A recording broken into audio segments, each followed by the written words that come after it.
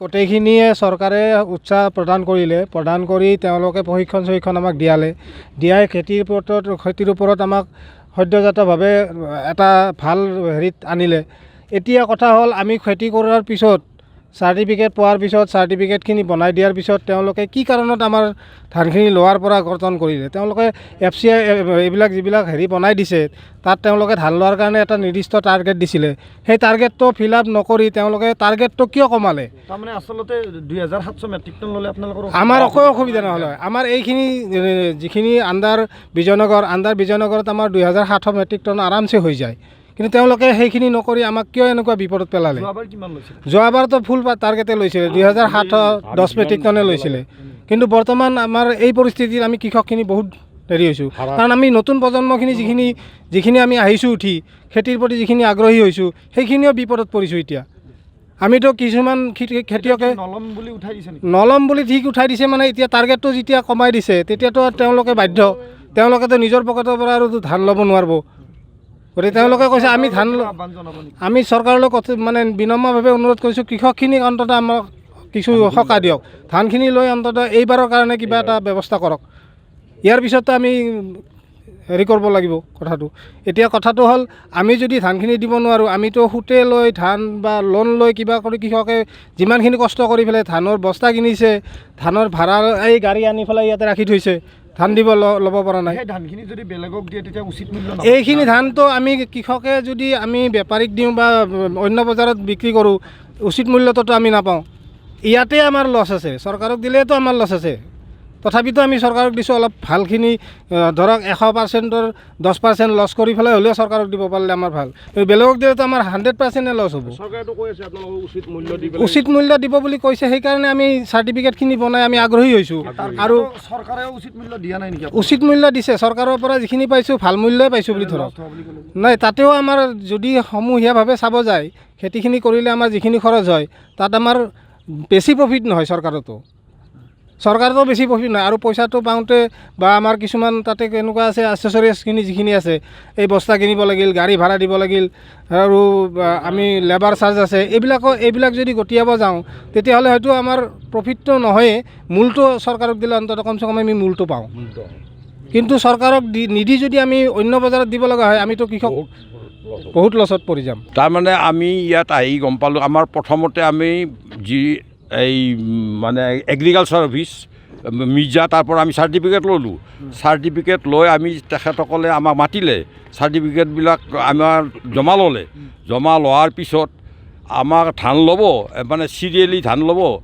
এতিয়া ধৰক কোনোবাৰ হয়তো 40 নম্বৰ পৰিছে, কাৰোবাৰ 50 নম্বৰ, কাৰোবাৰ কিবা নম্বৰ পৰিছে, সেইমতে 40 নম্বৰলৈ ধান তেওঁলোকে লোৱা আমি গম পাওঁ। তাৰপিছত তেওঁলোকে এটা অৰ্ডাৰ পালে কি যে আপোনাৰ আছিল 2710 মেট্ৰিক টন ধান লোৱাৰ কথা আছিল তেওঁলোকে। তাৰপিছত কিন্তু তেওঁলোকে এই যে 40জনমান মানুহৰ ধান ল'লে, লোৱাৰ পিছত তেওঁলোকে গম পালে যে এইবাৰ বোলে তেওঁলোকে 1000 মেট্ৰিক টনহে ধান ল'ব, মানে অৰ্ডাৰ আহিছে ওপৰৰ পৰা। তাৰপিছত যাৰ ফলত আমাৰ এই বাকীবিলাকত ধান লোৱাটো তেওঁলোকে অসুবিধা পাই আমাক জনাৰ লগে লগে আমাৰ সমস্যাবিলাক আহি গ'ল। আগতে এতিয়া আমাৰ কথা হ'ল কি, আপোনালোকে দিব পৰা নাই, আমি এতিয়া ধানবিলাক দিব পৰা নাই। মোটামুটি 250জন কৃষক আছে, 250মান কৃষকে ধান দিব পৰা নাই। এতিয়া মুঠতে কেইটামানে দিছে হয়তো। এতিয়া খেতি কৰিব দিছে,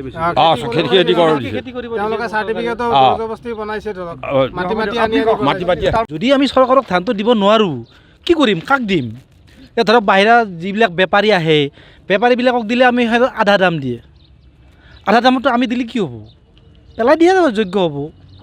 গতিকে মই সমূহ বিষয়ববীয়াক অনুৰোধ জনাইছোঁ, চৰকাৰী বিষয়ববীয়াক অনুৰোধ জনাইছোঁ, আমাৰ ধানখিনি লোৱাৰ ব্যৱস্থা কৰি দিয়ক আপোনালোকে। কোন হয় সেইটো পৰিচয়?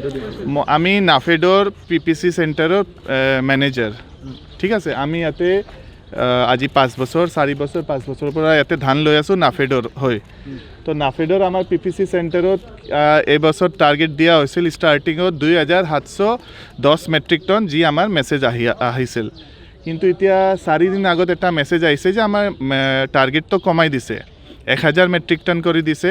আৰ অলৰেডি আমাৰ ইয়াতে এইডিও যেনে মিৰ্জা হৈ গেল, বৰদোৱাৰ হৈ গেল, ৰাণী হৈ গেল, বৰিহাট হৈ গেল, মাছকুচি হৈ গেল, ৰামপুৰ, ছয়গাঁও এই ফালৰ পৰা চব ছাইডৰ পৰা ধান আহে। তো ধান আহোঁতে মোৰ তাত এৰাউণ্ড 300+ চাৰ্টিফিকেট এতিয়া বৰ্তমান আছে। কিন্তু সেই এতিয়া যেতিয়া আমি গম পালোঁ আমাৰ টাৰ্গেটটো কমাই দিয়া গৈছে, কিমান দিছে টাৰ্গেট 1000 MT কৰি দিছে। ল'লে নেকি নাই, সেইটো ল'ব পৰা নাই। এৰাউণ্ড 605 মানে ইমান অলমষ্ট 70% টাৰ্গেট আমাৰ হৈ গৈছে। কিন্তু চাৰ্টিফিকেট এতিয়াও আমাৰ তাতে এৰাউণ্ড 240টা বাকী আছে। তো সেইখিনি চাৰ্টিফিকেট আমি এতিয়া আৰু হয় ঘূৰাই দিব লাগিব, নহ'লে সেইখিনি আমি আৰু ধান ল'ব নোৱাৰিম, কাৰণ টাৰ্গেটৰ ওপৰত আমি ল'ব নোৱাৰিম। মানে এইটো অৰ্ডাৰটো আপোনাক কোনে দিছে? আমাৰ অৰ্ডাৰ মানে এই লেটাৰটো আমাৰ আহিছে ছাপ্লাই ডিপাৰ্টমেণ্টৰ পৰা। আগতো তেওঁলোকৰ পৰা আহিছে? আগততো আমাৰ নাফেড অফিচৰ পৰা আহিছিল 2700 2710 মেট্ৰিক টন। এই 10,000টো ক'ৰ পৰা? 10,000 নহয়, 2710 মেট্ৰিক টন। 1000টো ক'ৰ পৰা? এইটো ছাপ্লাই ডিপাৰ্টমেণ্টৰ পৰা লেটাৰ আহিছে। পিছত পিছত মানে 4 দিন আগত।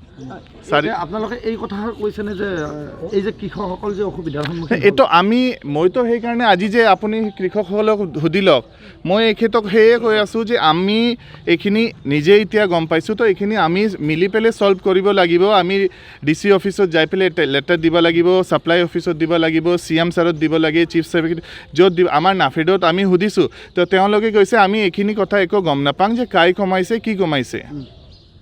মানে তেখেতে একো গম নাপায় যে কাই কমাই দিছে কি কমাই দিছে, নলেজ নাই। তো কথা সেই এতিয়া এই চব মিলি পেলাই ছল্ভ কৰিব লাগিব। আৰু চবখিনি এতিয়া ধৰক মিৰ্জা এডিঅ' আছে আমাৰ, ঠিক আছে, তাৰপিছত বৰদোৱাৰৰ আছে, ৰামপুৰৰ আছে, ছয়গাঁৱৰ আছে, ৰাণী আছে, চব ইয়াতে লাগি আছে। কিন্তু প্ৰব্লেমটো এতিয়া আজি 4 দিন হ'ল, ছল্ভ হ'ব, কিন্তু কিমান টাইম লয় সেইটো আমি এতিয়া সেইটো ক'ব নোৱাৰিম। মানে আপোনালোকেও মানি লৈছে যে তেখেতসকল অসুবিধাৰ সন্মুখীন হ'ব খেতিয়কখিনি? এইটোতো চাওক, যদি টাৰ্গেট নবঢ়াই অলৰেডি এইটো হ'বই প্ৰব্লেম। আৰু যদি যোৱাবাৰ যিখিনি লৈছিলে তাতকৈ কমি গ'লতো। যোৱাবাৰততো মানে চাওক, যোৱাবাৰ 3000 MT আছিল, তো অলৰেডি ষ্টাৰ্টিঙত অলপ কমাই দিছিল, কাৰণ সেইটো ডিপাৰ্টমেণ্টৰ কথা। কিন্তু আৰু যে কাটি দিলা, আৰু যদি আমি ষ্টাৰ্টিঙতে গম পালোঁ হয় যে আমাৰ টাৰ্গেট 1000 আছে, তেতিয়া আমি এডিঅ'বিলাককো ক'লোঁ হয় যে চাৰ্টিফিকেট আৰু নপঠাব। আমি 100টা চাৰ্টিফিকেট ৰাখিলোঁ হয়, তাতে চব ধান লোৱা গ'ল হয়। কিন্তু এতিয়া চাৰ্টিফিকেট আমাৰ তাত হৈ গ'ল ছাৰপ্লাছ, 300 চাৰ্টিফিকেট হৈ গ'ল। তো সেইটো আৰু এতিয়া আমি টাৰ্গেটৰ ওপৰততো ল'ব নোৱাৰিম না। এইটো অকল ইয়াতে হৈছে নে গোটেই ৰাজ্যত জুৰি? গোটেই ৰাজ্যত সেইটো আমি ক'ব নোৱাৰিম না, সেইটোতো মই মোৰ জানো, বেলেগততো মই আৰু কেনেকৈ ক'ম। কিন্তু আমাৰ ইয়াতে যেনে বাকী ডিপাৰ্টমেণ্টৰ কোনো কাটা নাই। AFCLৰ যে চেণ্টাৰ আছে আমাৰ বৰিহাট না ক'ত আছে, ধূপগুৰিত এটা চেণ্টাৰ আছে, তাতে কাটা নাই। তাতে 2000 MT আছে, তো 2000 MT আছে। সেইটো মই কেনেকৈ ক'ম, সেইটোতো মই ক'ব নোৱাৰোঁ। এতিয়া মই ইয়াতে ধান লৈ আছোঁ, যে আহি পেলাই কিবা কাটি দিলা, কি কাটি, সেইটোতো ডিপাৰ্টমেণ্টে জানিব, আমি কেনেকৈ জানিম। যিকোনো খবৰৰ বাবে যোগাযোগ কৰক আমাৰ এই নম্বৰত 9181 307 221।